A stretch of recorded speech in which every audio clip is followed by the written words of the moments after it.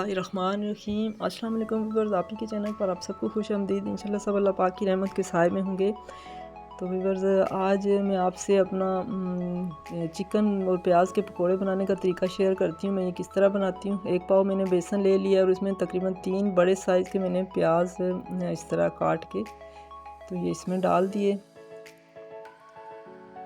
और ये अंडे 2 अदद ये भी इसमें चले गए, और हरी मिर्चें और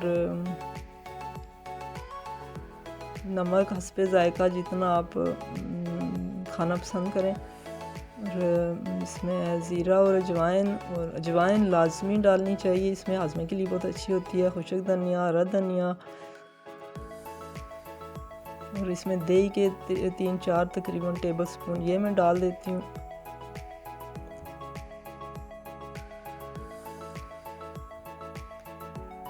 ये इसको मिक्स कर लेते हैं। थोड़ा थोड़ा पानी इसमें ऐड करना है, ज़्यादा पानी एकदम से नहीं डालना, क्योंकि प्याज का और बेसन का अपना भी पानी ये छोड़ता है। तो इसको मैं अच्छी तरह ये मिक्स करके तो तकरीबन 2 घंटे के लिए इसको मैं रख दूँगी। तो इस टाइम में ये इसका अपना भी कुछ ना कुछ पानी होगा। तो ये बस इसको अच्छी तरह मिक्स करना है जी। तो ये मिक्स हो गया, इसको 2 घंटे के लिए मैं रख देती हूँ। चिकन मैंने बॉयल होने के लिए रखा है, उसमें तिक्का बोटी का मसाला 1 टेबलस्पून डाल के, तो वो जैसे ही होता है तो वो मैं फिर इसमें डाल दूँगी 2 घंटे के बाद जी व्यूअर्स। तो ये 2 घंटे हो गए हैं इसको, और अब ये तिक्का बोटी का मसाला जो डाल के मैंने चिकन बॉयल किया था इसके मैंने पीसेस कर लिए हैं, और जो उसका जो यखनी बची थी वो मैंने थोड़ा सा पानी था वो भी मैंने इसमें ऐड कर दिया। इसका बड़ा अच्छा सा टेस्ट होता है। तो अब ये अच्छी तरह इसको मिक्स करके मैं इसको कढ़ाई में फ्राई कर लेते हैं इन्हें। तो ये मैंने ऑयल गर्म हो चुका है जी। बिस्मिल्लाहिर्रहमानिर्रहीम। ये हाथ से ही मैं डालती हूँ, क्योंकि हाथ से डाले हुए पकोड़े जो होते हैं उनका टेस्ट अपना ही होता है। तो मैं रेड मिर्चें नहीं डालती अपने खानों में। आप चाहें तो आप इसमें दाढ़ा मिर्च डाल लें, उसका टेस्ट भी बड़ा अच्छा होता है, उससे बहुत मज़े के बनते हैं। लेकिन हम कुछ हेल्थ इश्यूज़ की वजह से रेड मिर्चें नहीं डालते। तो ये इस तरह मैंने पहले मीडियम आंच पे और फिर उसके बाद लो आंच पे इसको फ्राई कर लिया है। अब ये हो गए तो मैं दूसरे भी डाल देती हूँ।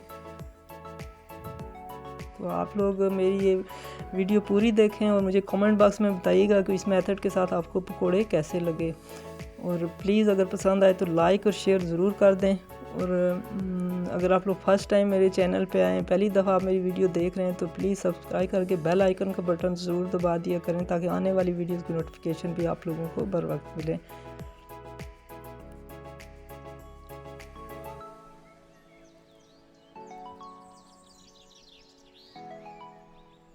जी। ये बिल्कुल इस स्टेज पे इसकी आंच बिल्कुल हल्की करनी है, उससे एक तो ये क्रिस्पी हो जाते हैं पकोड़े, और दूसरा अंदर से ये कच्चे भी नहीं रहते। तो ये है इसकी फ़ाइनल लुक।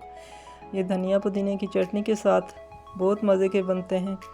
तो आप लोग ज़रूर इसको ट्राई कीजिएगा और मुझे कमेंट बॉक्स में बताइएगा। तो अल्लाह रब्बे करीम से दुआ है कि लंबी उम्र के साथ आप सबको ढेर खुशियाँ देखना नसीब फरमाए। अपना ख्याल रखें, अपने प्यारों का बहुत ख्याल रखें।